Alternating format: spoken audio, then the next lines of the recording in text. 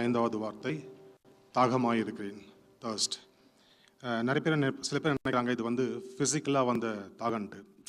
ஏன்னா ஆண்டவர் வந்து அவரோட சரீரத்திலேருந்து ரத்தம் சிந்தப்பட்டது இல்லையா. இப்போ நேச்சுரல் ஃபார் ஆப்வியஸ் ரீசன் வந்துட்டு அவருக்கு வந்து இருக்கிறேன்னு சொன்ன நினைப்பாங்க. ஆனால் மார்க் 15:23 பார்த்தீங்கன்னா அவருக்கு வந்து வெள்ளைப்பழம் கலந்த திராட்சை ரசத்தை கொடுப்பார்கள், அதை அவர் ஏற்றுக்கொள்ளவில்லைன்னு இருக்கும். அப்போ அவருக்கு வந்து ஃபிசிக்கலாக தாகம் இருந்திருந்தால் அதை குடிச்சிருப்பார்ல. ஸோ அதை அவர் குடிக்கல. அதுபோல் இந்த வார்த்தையை அவர் சொல்லும் போது கிட்டத்தட்ட லாஸ்ட் மினிட் இல்லையா. அப்போ ஆண்டவருக்கு வந்து எல்லாமே தெரியும், அடுத்து என்ன நடக்க போகுதுன்னு தெரியும். அவர் தாகமாக இருக்குன்னு சொன்னாலும் அவருக்கு குடிக்கிற தண்ணி கொடுப்பாங்களா? கொடுக்க மாட்டாங்க. அது அவர் தெரியும் இல்லை, என்ன நடக்க போகுதுன்னு தெரியும். ஆனாலும் அவர் சொல்கிறாருன்னா அப்போ அதில் வந்து மோர் தென் ஃபிசிக்கல் ரீசன் ஸ்பிரிச்சுவலாக அர்த்தங்கள் இருக்கும். அதில் 1000 அர்த்தங்கள் இருக்கலாம். நான் ஆண்டவர் எனக்கு ஆவியானவர் என்ன வெளிப்படுத்தினாரோ அதை குறித்து தான் இன்றைக்கி தியானிக்க இருக்கிறோம். எடுத்தவங்க வாசிங்க 2 கொரிந்தியர் 11ஆம் அதிகாரம் 2ஆம் வசனம். ஒரே புருஷனுக்கு ஒப்பு கொடுக்க நிமித்தபடியால் உங்களுக்காக தேவ வைராக்கியம் கொண்டிருக்கிறேன். பவுல் என்ன வைராக்கியம் கொண்டிருக்காருன்னா சபை தானே வந்து கற்புள்ள கன்னிகையா புருஷனாகி கிறிஸ்துவுக்கு கொடுக்கணும். எப்போ அவருடைய கல்யாணம் வந்து ஃபியூச்சர் நடக்கல. இதுக்கும் ஆண்டவர் வந்து நான் தாகமாக இருக்கிறேன்னு சொன்னதுக்கும் சம்மந்தம் இருக்கா? இல்லாத மாதிரி தானே இருக்கும். ஆனால் இந்த செய்தி முடியல, அது நம்ம இதுக்கும் அந்த வசனத்துக்கும் கனெக்ஷன் இருக்கிறத நம்ம பார்ப்போம். ஹியூமனிட்டி மேலே வந்து 2 விதமான கர்ஸ் வந்தது. ஒன்று, ஆதாம் ஏவாள் வந்து பாவம் செய்ததனால் கர்ஸ் டியூ டு ஃபால் இல்லையா. அதனால தான் வந்து டிசீஸ், பெயின், எமோஷன்ஸ், அப்புறம் டெத், இதெல்லாம் வந்து உலகத்தில் இந்த சாபம் வர்றதுக்கு காரணம் ஆதாம் ஏவாளும். அதே போல் நியாயப்பிரமாணத்தினால் சில சாபங்கள் வந்தது இல்லையா, கர்ஸ் டியூ டு லா. இந்த 2 சாபங்களையும் ஆண்டவர் வந்து சிலுவையில் அவர் சுமந்து அந்த சாபத்தை சுமந்து தீர்த்தம் நம்ம படிக்கிறோம் இல்லையா. 2 சாபங்கள் இருக்கணும். அதில் நியாயப்பிரமாணத்தின் சாபத்தை முழுமையாக அவர் வந்து சிலுவையில் நிறைவேற்றினார். அதில் வந்து ஒரு சாபத்தை ஆண்டவர் வந்து இந்த கடைசி நிமிஷத்தில் நினைவு கூர்ந்து அதனால தான் நான் தாகமாக இருக்கேன்றார். இப்பவும் உங்களுக்கு புரியாத மாதிரி இருக்கும், என்னோட சம்மந்தம் இல்லைன்ட்டு. இறுதியில் புரிய வரும்.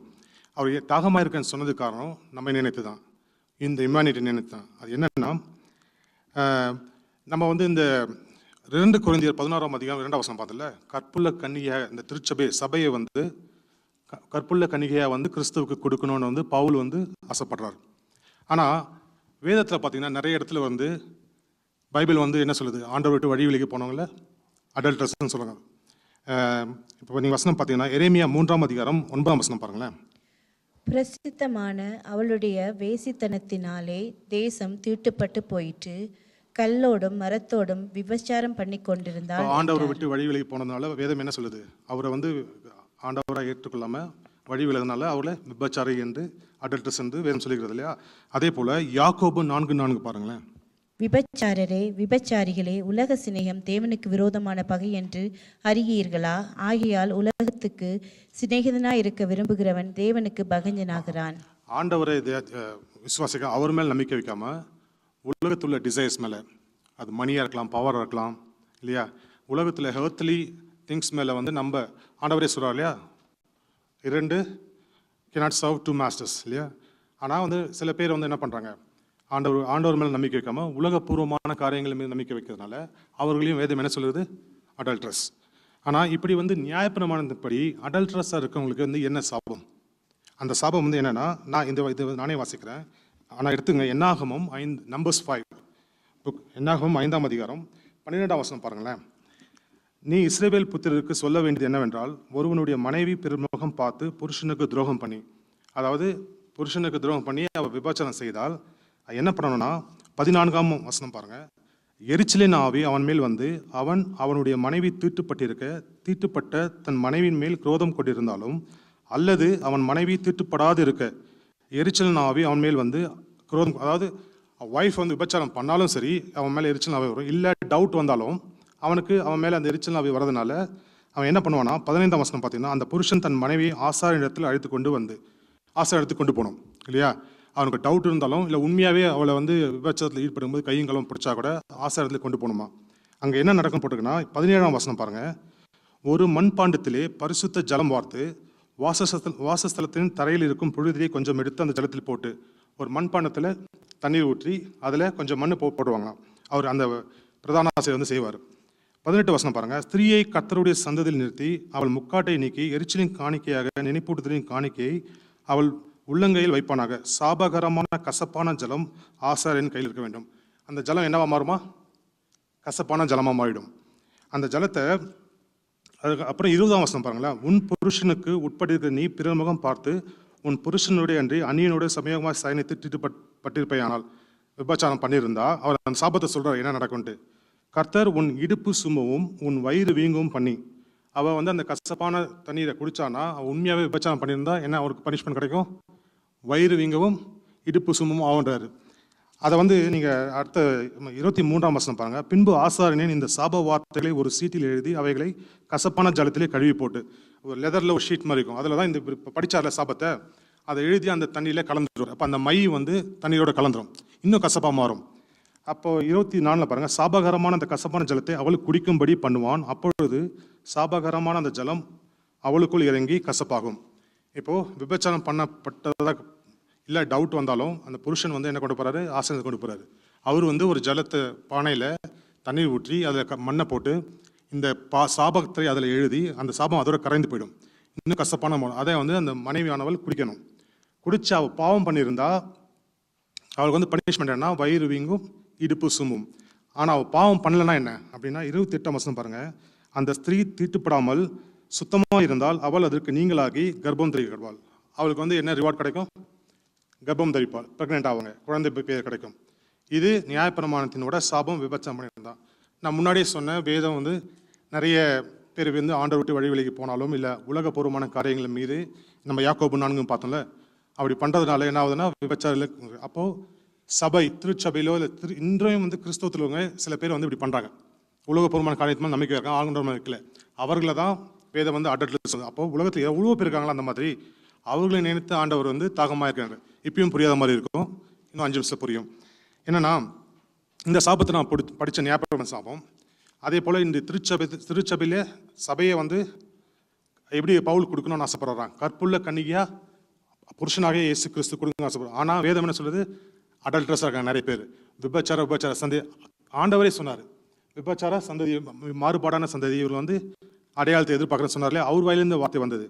அப்போது இந்த புருஷனுக்கு வந்து நியாயப்பிரமாணத்தில் வந்து எரிச்சல் ஆவிய மேலே வருதில்ல. இப்போ நம்ம ஆண்டவர் தான், நமக்கு வந்து கிறிஸ்து தானே நம்மளோட சபையோட புருஷனாக இருக்காரு, சபையினர். நானும் வந்து மனவாட்டி தான், ஆணாக இருந்தாலும் பெண்ணாக இருந்தாலும் நம்ம எல்லாமே சேர்ந்து கிறிஸ்துவானவருக்கு யார்? மனவாட்டி நம்ம சொல்கிறோம். அப்போது அங்கே எப்படி அந்த புருஷனுக்கு வந்து எரிச்சல் ஆவி வந்தோ, நம்ம ஆண்டவர் விட்டு வழிகளுக்கு போனால் எரிச்சல் ஆவி வரும் இல்லையா? யாத்ராமகம் 34:14 பாருங்களேன். கர்த்தருடைய நாமம் எரிச்சல் உள்ளவர் என்பது அவர் எரிச்சல் உள்ள தேவனே, ஆகையால் அந்நிய தேவனை நீ பணிந்து கொள்ள வேண்டாம். அவர் அந்த புருஷனுக்கு எப்படி அங்கே நியாயப்பிரமாணத்தை எரிச்சல் வருமோ, அதே மாதிரி ஆண்டவரும் அவரை விட்டு நம்ம வழியில் போனால் அவர் எரிச்சல் உள்ள அந்த புருஷன் போல அவர் இருக்கிறார். இன்னும் உபாகத்தில் பார்த்தீங்கன்னா அந்நிய தேவர்கள் அவருக்கு எரிச்சல் மூட்டினாலும் கூட வசனம் இருக்குது. அப்போது இந்த நியாயப்பிரமாணத்தின் சாபம் பிரகாரம் யார் வந்து அந்த கசப்பான தண்ணியை குடிக்கணும்? மனைவியானது தான் குடிக்கணும். அப்போனா நாம தானே பாத்திரத்தில் பானம் பண்ணணும். நம்மள சொல்லலை, பொதுவாக இந்த உலகத்தில் இருக்க ஹியூமனிட்டியில் எவ்வளோ ஆண்டை விட்டு வழி விலகி இந்த பாவத்தில் விழுந்திருக்காங்க இல்லையா, அவங்க தானே அந்த பாத்திரத்தில் வந்து பானம் பண்ணணும், கசப்பான குடிக்கணும். நம்ம ஆண்டவர் இப்படிப்பட்டவர், அவர் நம்ம மீது வைத்திருக்க அன்பு, இரக்கம், கிருபை அதை அளவிட முடியாது. அதனால் அவர் மனைவியை கொண்டு போனாலும் நியாயப்பிரமாணத்தின் சாபத்தை மனைவி கசப்பான நீரை குடிக்கலாலும் இவர் என்ன பண்ணுறாரு? எனக்கு எரிச்சல் ஆவிய மேலே வருதுதான், ஜெலசி கார்டு தான் இருக்கார். ஆனாலும் நம்மை வந்து அந்த கசப்பான நீரை குடிக்கிறதுக்கு அவர் அலோவ் பண்ணலை. அவர் என்ன பண்ணுறாரு? நம்ம மீது வைத்த அன்புனால நான் அதை குடிக்கிறேன், அதுக்காக நான் தாகமாக இருக்கிறேன்றார். கொண்டு வாங்க. அந்த கடைசி நிமிஷத்துலையும் இந்த சாபத்தில் இருந்து நம்மை, ஏன்னா இப்போ நம்ம பைபிளில் படிச்சோம்லையா, ஆண்டவர் வந்து சாபமானார், எல்லா சாபத்தையும் அவர் மேலே கொண்டு போனார். அதனால் அவர் என்ன பண்ணார்? அந்த கசப்பான காடியை சவழ் வாயினை வந்து அந்த வினிகரை வந்து அவர் குடித்தார். குடித்து இந்த சாபத்திலேருந்து நம்ம விடுதலை கொடுத்தார். ஆனால் இங்கே வேதம் என்ன சொல்லிடுது? பாவம் பண்ணியிருந்தா வயிறு வீங்கவும் இடுப்பு சும்முன்னு இருக்கா. ஆண்டவர் குடித்து முடித்த பிறகு கடைசியாக என்ன பண்ணாங்க? அவரை இடுப்பில் வந்து விழாவில் என்ன பண்ணாங்க? ஈட்டி எடுத்து கொடுத்தாங்களா? அப்போ என்ன வந்தது? தண்ணீரோட ரத்தம் வந்து. இப்போது நம்ம பண்ணது உண்மையான பாவம் தான். அந்த பாவத்தை அவர் உள்ள தண்ணீராக, அந்த தண்ணி எப்படி பாவமான தண்ணி உள்ளே போய் கசப்பான தண்ணி வந்து அந்த மனைவியானவர்களுக்கு வயிறில் வந்து வீங்க வைமோ, ஆண்டவர் வந்து அதுக்கு அனுபவிச்சார். ஈட்டியை குத்தும்போது அந்த பனிஷ்மெண்ட் எடுத்துடும். ஆனால் வெளியில் வந்தது என்னென்னா, அந்த பாவமானது வெளியில் வரும்போது பிளட் அண்ட் வாட்டர். பிளட் வந்து எதுக்கு அடையாளம்? ரெடம்ஷனுக்கு. Water new life. இப்போது விபச்சாரிகளாக இருக்கிறவங்க வந்து இதுவாக சொல்கிறார் இல்லையா, கன்னிகையாக வந்து கொடுக்கணுன்றல மாற முடியுமா? Practical not possible. ஆனால் வந்து ஆண்டவர் என்ன சொல்கிறாரு? New life.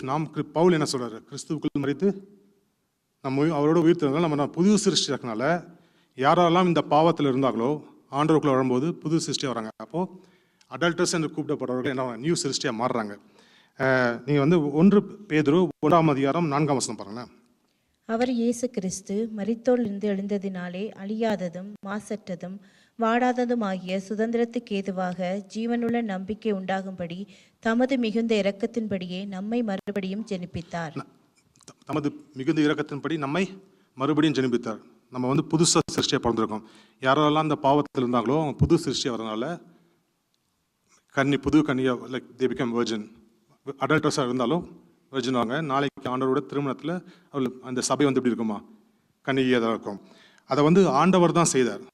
ஆண்டவர் செய்தார்னு சொல்லி வேதத்தில் நம்மளால் நிரூபிக்க முடியுமா? நமக்கு தெரியும், இதை பார்த்தோம். இந்த தண்ணீர் வந்து வெளியில் வந்தது, அது வந்து ரெடம்ஷன் கிடையாலும் நியூ லைஃப்க்கு. ஆனால் எபேசியர் 5:27 படிங்களேன்.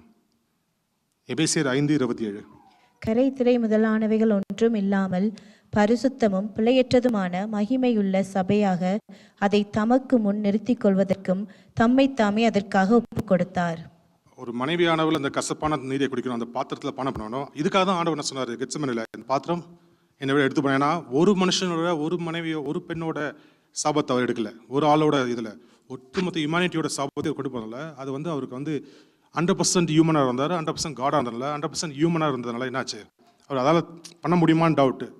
அதை மனுஷத்துலேருந்து பேசினார் அந்த மாதிரி. ஆனாலும் அவர் 100% ஆண்டவராக இருந்ததுனால அந்த சாபத்தை எல்லாம் சுமந்து தீர்த்தார். அதுக்கு வேதம் என்ன சொல்றது? அதற்காக தன்மை தாமே ஒப்பு கொடுத்தார். பழுதற்ற கரை முதலானவை ஒன்றும் இல்லாமல் பரிசுத்தமும் பிழையற்றதுமான மகிமையாக சபையாக நம்ம மாற்றுவதற்காக. ஸோ ஒரு மனைவியானவள் சபையானவள் அடைய வேண்டிய தண்டனையை கசப்பான நீரை நம்ம குடிக்கணும், ஆனால் ஆண்டவர் குடித்தார். இது தீர்க்க தரிசனமாகவும் நிறைவேற்றம் தான். இது கடைசியாக சொல்லி முடிக்கிறேன். ஓசேயா 2:19 படிங்க. நித்திய விவாகத்துக்கென்று உன்னை எனக்கு நியமித்துக் கொள்ளுவேன், நீதியும் நியாயமும் கிருபையும் உருக்க இரக்கமுமாய் உன்னை எனக்கு நியமித்துக் கொள்ளுவேன். நித்திய விவாகத்துக்கென்று உன்னை நியமித்துக் கொள்வேன், நீதியும் நியாயமும் கிருபையும் இரக்கமும் உருக்கமும். இந்த காரணங்களால் ஆண்டவர் நம்ம மீது வைத்த அன்புனால நம்ம வந்து அவர் குடிக்க விடாமல் நம்ம அந்த தண்டனை அனுபவிக்கமில்ல. நம்மளுடைய வயிறு வீங்கி விடுப்பு வீங்கி நம்ம என்ன பண்ணணும், இது பண்ணணும். ஆனால் ஆண்டவர் அவரே வந்து இந்த கசப்பான நீரை குடித்து இந்த சாபத்தை தனக்குள்ள கொண்டதுனால இந்த சாபத்தை அவர் சுமந்து தீர்த்தார். ஆனால் வேதம் என்ன சொல்றது? அப்படி வந்து ஆனால் அவர் வந்து பரிசுத்தமானவர் தானே, நம்மளுடைய சாபம் தானே போகுது, அவருடைய பரிசுத்தமானவர் தானே.